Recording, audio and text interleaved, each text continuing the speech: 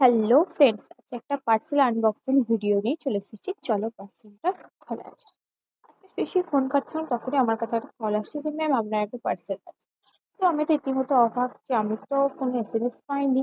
তো pick up করার পর তোমাদের সঙ্গে এটা শেয়ার করছি। আমার মুখটা দেখে ভাবছো তো প্রোডাক্ট ভালো আসেনি, বাট প্রোডাক্ট দুর্দান্ত এসেছে।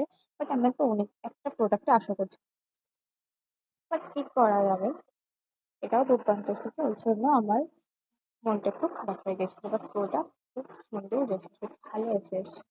সে খুব একটা আমার সাথে স্ক্যাম করে না, আমি জিনিসটা অর্ডার দিই, বাট খুব ভালো এসেছে। আর আমি প্রথমে একটু মজা করলাম যে ভালো নয়, বাট আমি সত্যি করে বলবো খুব ভালো এসেছে। চলো এটা পরে দেখা যাক কিরকম ব্যবহারযোগ্য না করি।